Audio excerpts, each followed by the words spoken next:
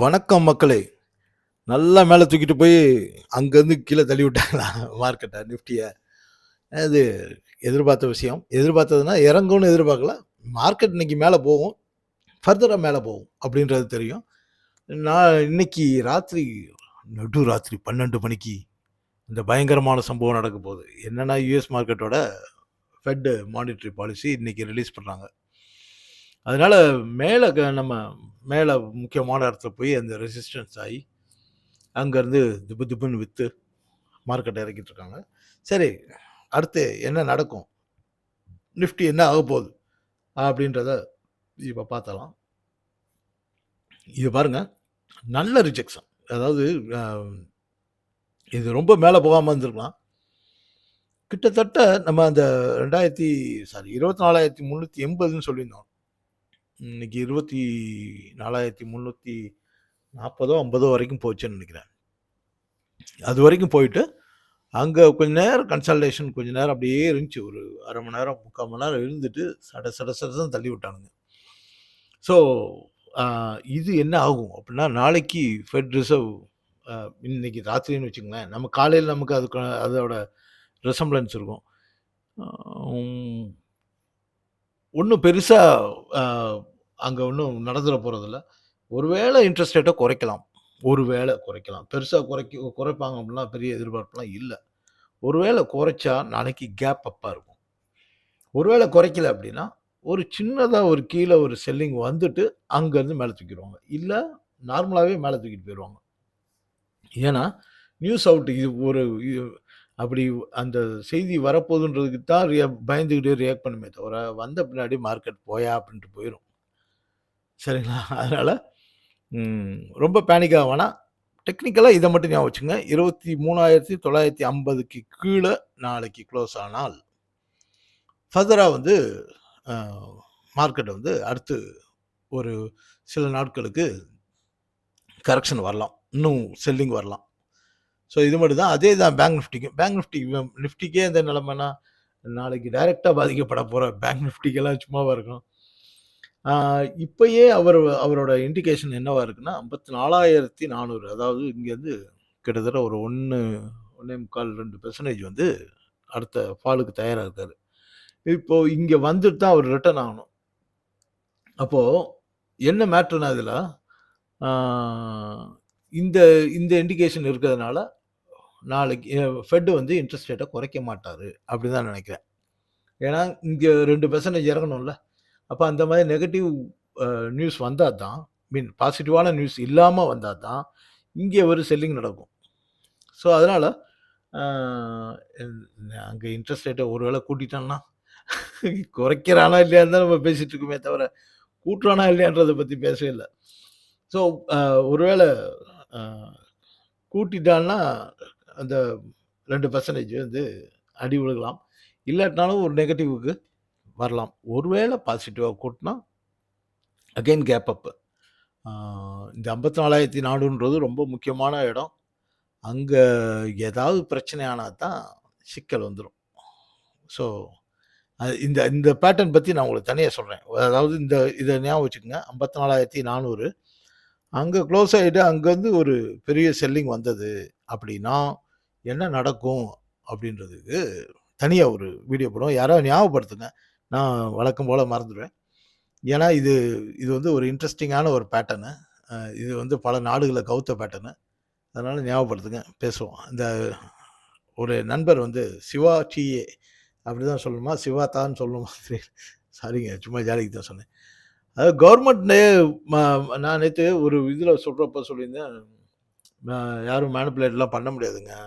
மார்க்கெட்ட அப்படிலாம் 4 பேர் சேர்ந்து எதுவும் பண்ணிற முடியாதுன்னு சொன்னேன். உடனே அவர் என்ன கேட்கிறாரு, கவர்மெண்ட்டே பண்ண முடியுமா?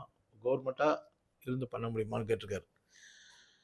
கவர்மெண்ட்டே பண்ண முடியுமா? அப்படின்னா, சில இடங்கள்ல, சில நாடுகள்ல நடந்திருக்கு. இல்லைன்னு சொல்லல.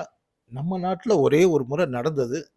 இந்த டாபிக் பேசுறப்போ யாரும் பொலிட்டிக்கலா மண்டைக்குள்ள இருக்க பொலிட்டிக்கல் அ இதெல்லாம் எடுத்து ஓரமா வச்சுட்டு, ஆ டெக்னிக்கலாவும் மார்க்கெட் நாலேட்ஜோட மட்டும் பாருங்க. இது எந்த பொலிட்டிக்கல் சாயம் பூசியும் பார்க்காதீங்க. அப்புறம் உங்களுக்கு புரியாம போயிடும். நீங்க என்ன பத்தி என்ன நினைக்கிறீங்கன்றத பத்தி எனக்கு கவலை இல்ல. உங்களுக்கு புரியாம போகும். நம்ம இப்படியே தான் போயிடுறோம் நம்ம. ஏதாவது ஒரு காரணத்த வச்சுக்கிட்டு, அரசியல் பேசிக்கிட்டு அப்படியே போயிடுறோம். ஸோ ஒரு கவர்மெண்ட்னால இத மேனிபுலேட் பண்ண முடியுமா? அப்படியும் ஒரு சம்பவம் நடந்துச்சு நம்ம நாட்ல. இது 2007ல. 17த் 17ஆம் தேதி அக்டோபர். என்ன நடந்ததுன்னா, நம்ம அப்போ வந்து நம்ம தாமோதரன்னு ஒரு ஃபெட்டுன்றேன் நம்ம ஆர்பிஐ சாரி செபியோட சேர்மன் இருந்தார். ஏன் உளர்றேன்? வழக்கமாகவே தான் பண்ணணும். செபி சேர்மன் வந்து தாமோதரன் ஒருத்தர் இருந்தார். அவர் மூலமாக பி நோட்டை வந்து பேன் பண்ண போகிறதா ஒரு தகவலை அனுப்பிவிட்டாங்க. பி நோட்டுன்றது பார்ட்டிசிபென்ட் நோட்டுன்னு சொல்லுவாங்க. அதை பற்றி டீட்டெயில் தனியாக வேணால் சொல்லலாம். ஏன்னா அது கொஞ்சம் நிறைய சொல்லணும். அதாவது ரொம்ப சுருக்கமாக சொல்லணும்னா, பி நோட்டுன்ற பேரில் யாராவது இந்தியன் மார்க்கெட்டில் இன்வெஸ்ட் பண்ணாங்கன்னா அவங்கள பற்றியான தகவல் கொடுக்க தேவையில்லை. அந்த பார்ட்டிசிபென்ட் நோட்டு வந்து சில நாடுகளில் மட்டும், குறிப்பாக அந்த மொரிஷியஸ் மாதிரி நாடுகளில் மூலமாக உள்ள நிறைய வந்தது. ஃபண்டு வந்து நிறைய ஃபண்டு குண்டக்கு மண்டக்க வேறு வேறு ஆள் இருந்தெல்லாம் வந்தது. அது யார் யார் இதெல்லாம் பேசினா பாலிடிக்ஸ் ஆயிரும். அதனால் அதை விட்டுருவோம். ஸோ இந்த இந்த இடத்த பார்த்தீங்கன்னா தெரியும். இந்த 2007ல் எங்கேருந்து எப்படி போயிட்டுருக்கான் பாருங்க. திக்கு திக்கு திக்கு திக்குன்னு எந்த காசை போட்டாலும் காசு. இப்படியே போயிட்டுருக்கு. இங்கே பி நோட்டு பற்றி பேன் பண்ண போகிறதா செபி சேர்மன் சொல்ல அடிச்சாம பாருங்க ஒரே நாளில். Market down freeze 10% down freeze. அடுத்து ஓப்பன் மறுபடியும் கீழே பாட்டி பயந்து போய் எல்லாம் செல் பண்ணிட்டு இருக்காங்க. ஆனால் அங்கேருந்து சட்டன்னு ஏறி மார்க்கெட் வந்து ஓப்பன் ஆன ஒரு 20 செகண்ட்னு வச்சுக்கோமே, 20-30 செகண்டில் மார்க்கெட் டவுன் ஃப்ரீஸ் முடிஞ்சு போச்சு. அப்புறமா ஒரு மணி நேரம் வந்து பிரேக் விட்டாங்க. எப்பயுமே அப்படி தான், மார்க்கெட் ஃப்ரீஸ் ஆகிடுச்சுன்னா பிரேக் விட்டுருவாங்க. So 1 hour break. திருப்பி வந்து மார்க்கெட் ஓப்பன் ஆன உடனே சட்டன்னு கீழே இறங்க. மறுபடியும் நம்ம மக்கள் எல்லாம் விற்க. அங்கேருந்து எந்திரிச்சு வந்தார் பார்த்துங்க. அதாவது முதல் நாள் க்ளோஸ் 55,668 நிஃப்டிங்க. நீங்கள் ஏதோ நினச்சிக்க வேணாம். நிறைய பேருக்கு நிஃப்டி 5,000 தாண்டி வந்துச்சான்றது இல்லை. 3000 நிஃப்டி வந்து 3000 தொட போகிறது அப்படின்றப்ப நாங்களாம் நிஃப்டி 3000 தொடுமாடா அப்படின்னு நாங்கள் எங்களுக்குள்ளே பேசிட்டு இருந்தோம். அப்புறம் ஒரு கட்டத்தில் இந்த தலால் ஸ்ட்ரீட்டில் வந்து நிஃப்டி வில் டச் 5,000 போட்டப்போ அந்த புக்கை நாங்கள் என்ன சொல்கிறது வரிக்கு வரியாக படித்தோம். அப்படி ஸோ அப்படி இருந்து தான் வந்தது. இன்னைக்கு 23,000 25,000லாம் நமக்கு ஏதோ சங்கடமாக இருக்குது.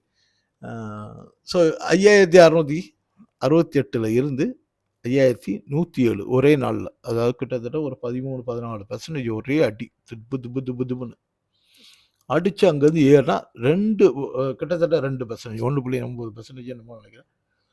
2% மைனஸில் க்ளோஸ் ஆகுது. 5,560ன்னு க்ளோஸ் ஆகுது. இந்த அனௌன்ஸ்மெண்ட் இருக்கு இல்லையா, இதுக்கு பேர் மேனிப்புலேஷன். ஏன் சொல்கிறேன் அப்படின்னா, திரும்பவும் சொல்கிறேன், இது பாலிட்டிக்ஸாக பார்க்க வேணாம். ஏன் சொல்கிறேன்னா, ஃபஸ்ட்டு நெகட்டிவாக அனௌன்ஸ் பண்ணது, நெகட்டிவ் நியூஸ் அனௌன்ஸ் பண்ணது செபி சேர்மன். உடனே பாசிட்டிவாக அனௌன்ஸ் பண்ணது ஃபினான்ஸ் மினிஸ்டர்.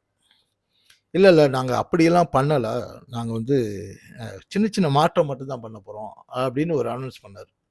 அங்கேருந்து திப்பு திப்புன்னு மறுபடியும் மேலே தூக்கிடுச்சு. நாங்கள் கொஞ்சம் கொஞ்சமாக பெரிய கரெக்ஷனை கொடுக்க போகிறோம்னு சொன்னேன். அதே இது வந்து வந்துருச்சு. சரி ரைட்டு, ஓகே, மேலே போயிடுச்சு. இது வந்து மேனிப்புலேட் பண்ணது. ஓகே, நான் இது மறுபடியும் சொல்கிறேன், ஓரமாக வச்சுருங்க பாலிட்டிக்ஸை.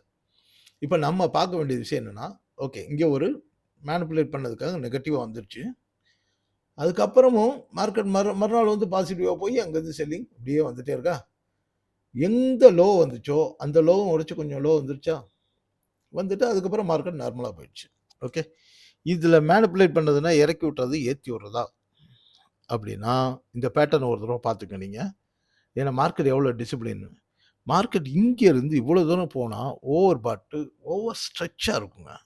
ஸோ கீழே நிறைய டார்கெட்டை மிஸ் பண்ணிட்டு வந்திருக்கும். இந்த மிஸ் பண்ண டார்கெட்லாம் மொத்தமாக சேர்ந்து அடிக்கும். இதுக்கு ஒரு நியூஸ் வரும், அதை வந்து நம்ம மேனிப்புலேஷன் இல்லை ஒரு கவர்மெண்ட் பண்ணிச்சு, ஒரு தனிநபர் பண்ணிட்டான் அப்படின்னு நம்ம 1000 பேர் வச்சுக்கலாம். ஆனால் விஷயம் என்னென்னா, உங்களுக்கு டார்கெட் இருக்கப்போ அது வரும்.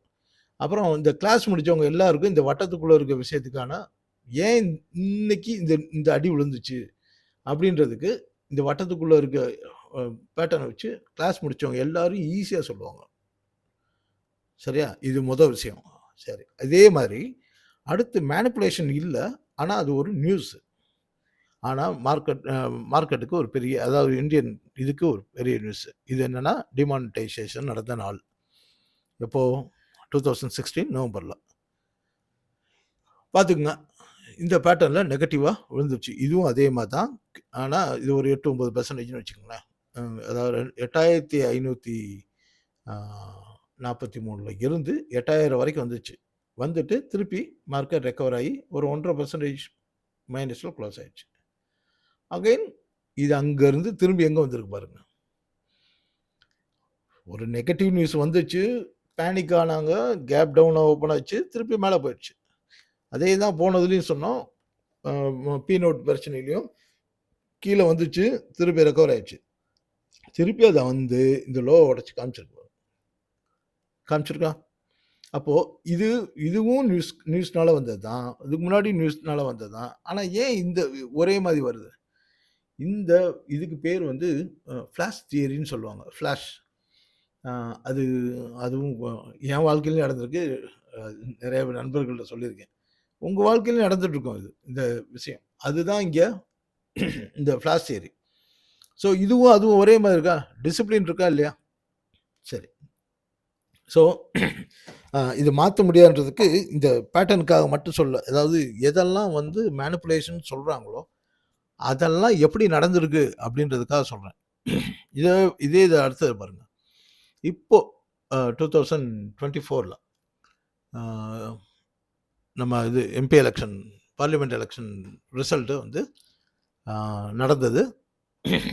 ரிசல்ட் வர்றப்போ வந்து இங்கே ஃப்ளாஷ் ஆகலை. நல்லா ஞாபகம் வச்சுக்கோங்க. கேப் டவுனோ பேனிக் செல் இதோ இல்லை. இது ஃபுல்லாக ட்ரேடு நடந்தது. அன்னைக்கு ஃபுல்லாக காலையிலேருந்து சாயங்காலம் வரைக்கும் நடந்த ட்ரேடு இங்கே நடந்துட்டு திருப்பி மேலே போயிடுச்சு. ஏன் போச்சு அப்படின்னா, மேலே ஒரு டார்கெட் இருந்தது. ஆக்சுவலி இங்கேயோடு முடிஞ்சு, நம்ம அந்த டைம் வீடியோலாம் பார்த்தீங்க, வீடியோவில் இந்த ஃபேஸ்புக் இதெல்லாம் பார்த்தீங்கன்னா, இங்கேருந்து இவ்வளோ தூரம் போனோம். அங்கே போயிட்டு இங்கே வரணும்னு நம்ம சொல்லி வச்சுருந்தோம். அது அங்கே போகாமல் இங்கே வந்துட்டு திருப்பி அங்கே போயிடுச்சு. அதாவது மேலே தொட்டுட்டு கீழே இவ்வளோ தூரம் கரெக்ஷன் வரும் அப்படின்னு எதிர்பார்த்துட்டு இருந்த நேரத்தில் நேராக ஒரே நாளில் இங்கே கரெக்ஷன் வந்துட்டு திருப்பி மேலே இருக்க டார்கெட்டை தொட்டுருச்சு. இதுதான் நம்ம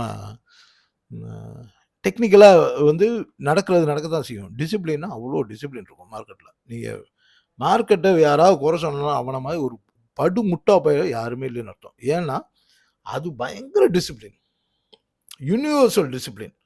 நீங்கள் அதில் ஒரு குறையுமே சொல்ல முடியாது. நமக்கு அதை பார்த்து ஒழுங்காக ஃபாலோ பண்ணி போக தெரியல. நிறைய பேர் நல்லாவும் டெக்னிக்கல் அனலைஸ் பண்ணிடுவாங்க, ஆனால் ட்ரேட் எடுக்க முடியாது. ஃபார் எக்ஸாம்பிள் என்ன மாதிரி உணர்ச்சி வசப்படுறது தான், வேற ஒன்றும் இல்லை. அதுக்காக தான் இப்போது இந்த ஒரு 6 மாதமா 7 மாதமா ஒரு ஹைப் கொடுத்துட்டே இருக்கேன் இல்லையா? ஒரு ரோபோ ரெடி பண்ணியிருக்கேன், 2 ரோபோ ரெடி பண்ணியிருக்கேன். அதான் சரி. இப்போ இங்கே இந்த லோ பாருங்க, 21,281. சரியா? இந்த நம்பர் ஏதாவது ஞாபகம் இருக்கா? சமீபத்தில் வீடியோ பார்க்குறவங்க ஞாபகம் இருக்கா? 2 நாளைக்கு முன்னாடி கூட ஒருத்தர் கேட்டாரு, 21,300 டார்கெட்னு சொல்லியிருந்தீங்களே சார், வருமானு. ஆக்சுவலி இதை வச்சு நான் சொல்லலை, வேற ஒரு டார்கெட்டை மிஸ் பண்ணிட்டு போயிருக்கு. அந்த டார்கெட் திரும்ப வரணும், இப்போயும் இண்டிகேட் பண்ணியிருக்கு. அதாவது ஒரு வருஷத்துக்கு முன்னாடி இந்த டார்கெட்டை மிஸ் பண்ணிச்சு. அப்புறம் ஏன்னா இந்த சம்பவம் நடந்து 2 வருஷம் ஆச்சு. ஒரு வருஷத்துக்கு முன்னாடி இதே டார்கெட்டை கண்ணு காமிச்சிச்சு, அதையும் மிஸ் பண்ணிட்டு மேலே போயிடுச்சு. இப்போயும் இந்த ரேலியில் கீழே இறங்குதுல, அப்பயும் இந்த இது காமிக்கும். அப்போ எப்படி ஒரே நம்பரை திரும்ப காமிக்கும் அப்படின்னா, வேற ஒன்றுமே இல்லை சார். நீங்கள் என்ன கம்யூனிட்டி அப்படின்றது அதை பொறுத்து தான் இந்த கம்யூனிட்டினா அந்த கம்யூனிட்டி இல்லை. அதாவது ஒரு பையிங் மைண்ட் செட் இருக்கும்ல, உங்களுக்குன்னு ஒரு பையிங் மைண்ட் செட் இருக்கும், ஒரு ட்ரேடிங் மைண்ட் செட் இருக்கும்ல, அது ஒரு கம்யூனிட்டி. அப்படி ஒரு 20-30 கம்யூனிட்டி இருக்குது. அதாவது மைண்ட் செட் எடுத்துக்கிட்டிங்கன்னா, அதில் நீங்கள் எந்த குரூப்போ அந்த லைனை கரெக்டாக பிடிச்சிங்கன்னா நீங்கள் தான் ட்ரேடில் ராஜா. நமக்கு இதுதான் செட் ஆகுது அப்படின்றத எதை பிடிச்சிங்களோ அப்போ நீங்கள் ட்ரேடில் நீங்கள் தான் ராஜா. பணம் விழுந்துக்கிட்டே இருக்கும், கொட்டிக்கிட்டே இருக்கும். அப்புறம் மற்றபடி வந்து ஏன் இந்த நிஃப்டியவே எடுத்து காமிச்சிருக்கீங்கன்னா, இண்டிவிஜுவல் ஸ்டாக்கை வேணால் நீங்கள் மேனிப்புலேட் பண்ண முடியும் சார். ஒரு 10 பேரோ 100 பெரிய ஜாம்பவான், இது பிளாக் ராக் மாதிரியான பெரிய கம்பெனிகள், நான் 10-100 கம்பெனிகள் சேர்ந்து வேணால் ஒரு ஸ்டாக்கை வந்து மேனிப்புலேட் பண்ணிட முடியும். ஒரு இண்டெக்ஸ் எப்படி சார் மேனிப்புலேட் பண்ண முடியும்? இண்டெக்ஸ்ன்றது மார்க்கெட்டே கிடையாது. நீங்கள் அதில் பாயிண்ட்டை நீங்கள் டிசைடே பண்ண முடியாது. சரியா? பல ப பல ஸ்டாக்ஸோட மூவ்மெண்ட்ட ஒரு வெயிட்டேஜுக்கு ஏத்த மாரி தான் அது மூவ் ஆகுது. அதுல 100% டிசிப்ளின் இருக்கு. நீங்க அ கிளாஸ் முடிச்சவங்கட்ட கேட்டு பாருங்க. இந்த டிசிப்ளின் விஷயத்துல இதுல எங்கேயாவது ஒரு இடத்துல மிஸ் ஆயிருச்சுன்னா, டெக்னிக்கலி மிஸ் ஆயிருச்சுன்னா, நம்ம கவனிக்க தவறுறோம். மிஸ் ஆயிருச்சுன்னா, நான் பேரையே மாத்திக்கிறேன். இல்ல நான் இந்த தொழிலே பண்ணல. ஐ அம் சீரியஸ். ஸோ அதனால யாரும் மேனிபுலேட்லாம் பண்ண முடியாது. ஏதோ ஒரு காரணத்துக்காக வரக்கூடிய நியூஸு, சார்ட்டுக்காகத்தான் நியூஸே வரும். எல்லாரும் நியூஸ்க்காக சார்ட் இல்ல. எல்லாரும் நியூஸ் வருது, அதுக்காக சார்ட் வருது அப்படின்னு நெனச்சுட்டு இருக்கோம். இல்ல. சார்ட் என்ன என்ன வே என்ன தேவை அதுக்கு? அதுக்கேத்த மாரி நியூஸ் வரும். இப்ப ஃபெட் நியூஸ் கூட அப்படித்தான். ஓகே.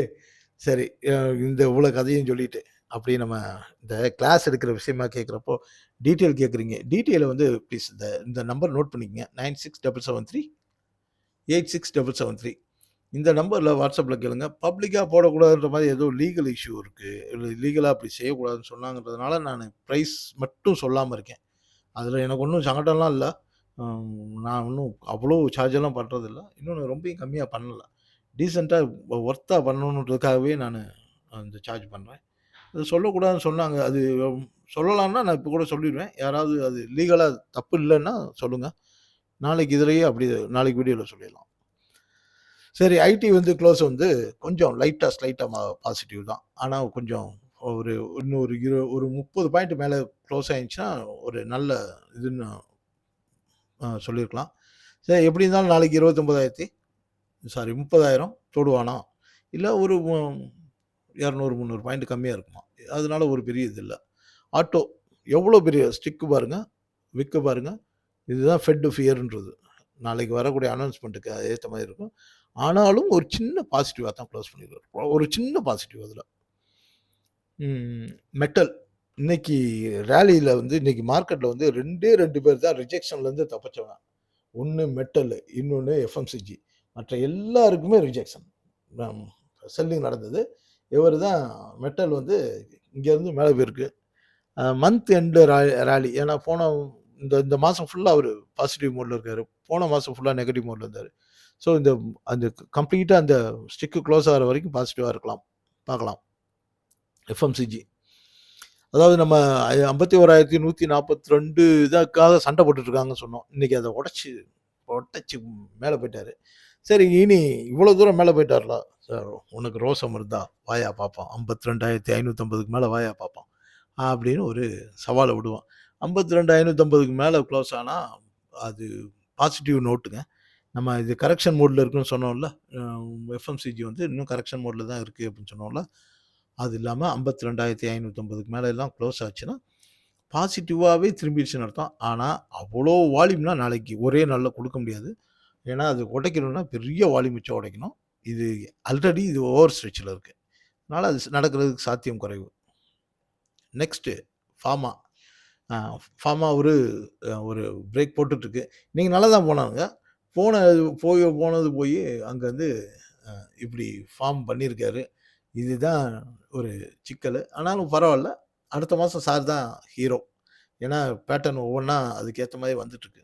ஒரு சின்ன செல்லிங் வந்தாலும் ஃபர்தரா போகும். ஆ இது வந்து நம்ம போன மாசமே சொன்னோம். அடுத்த மாசம் இவர் தான் போவார்ல. இவர உடைச்சுட்டு மேல போறதுக்கு தயாரா இருக்காருன்னு. இந்த மாசம் ஃபுல்லா ஹீரோ அவர் தான். செம்ம ராலி போயிட்டாரு. இப்போ இதுல வந்து இன்னொரு விஷயம் இருக்கு. இந்த மாரி ஃபர்தரா அடுத்து மேல ஏற போகுதா? அல்லது ஆ ஏன்னா அது வந்து இந்த பொலிட்டிக்கல் அ விஷயத்தினால போன ராலி. இப்போ அப்படி போதா? இல்ல அடுத்த மாசம் வந்து ஒரு ப்ராஃபிட் புக்கிங் வச்சுக்கிட்டு, அதுக்கு அடுத்த மாசம் மேல ராலிய கன்டின்யூ பண்ணுமா? இதான் இப்பொழுதைய சவால். ஆ ஒருவேள அடுத்த மாசம் போறதுக்கு ஒரு சின்ன வாய்ப்பு இருக்கு. என்னன்னா, அது ரிலையன்ஸ் கையில தான் இருக்கு. ரிலையன்ஸ்க்கும் மேல நல்ல டார்கெட் இருக்கு. ரிலையன்ஸ் மட்டும் 1300 ஆ 1350க்கு மேல போச்சுன்னா, இல்ல 1500க்கு மேல போச்சுனாலே ஆல் டைம் ஹைக்கு போயிரும். கரெக்ட். 1500க்கு மேல ரிலையன்ஸ் அ இந்த மாசம் முடியாது. ஃபர்தரா அடுத்த மாசத்துக்கே கூட வச்சுக்கங்களேன். 1500க்கு மேல போச்சுன்னா, ஆல் டைம் ஹை போகும். அதுக்கு நல்ல சான்ஸ் இருக்கு. அதே மாரி தான் ஓஎன்ஜிசியும். ஓஎன்ஜிசியும் நல்ல ராலி இருக்கான். அங்கேருந்து இன்னொரு 50, 100 பாயிண்ட்டோ என்னமோ பெருசா மேல காத்துட்ருக்கு. ஸோ எனர்ஜி மறுபடியும் மேலே போகிறதுக்கு ஒரு வாய்ப்பு இருக்குது. அது இந்த மாதம் எப்படி முடியறான்றதை பொறுத்து இருக்கு. ஓகே, 45, 43 வரணும். சார் இப்போ தான் மறுபடியும் கொஞ்சோண்டு லேசாக இறங்கி வர்றாரு. ராத்திரி 12 மணிக்கு மேலே இவருக்கு இருக்கு வேட்டை. ஆனால் அதுக்கு முன்னாடி 45, 43க்கு வந்துட்டாருன்னா கோல்டு ரிட்டர்ன் ஆயிரும்.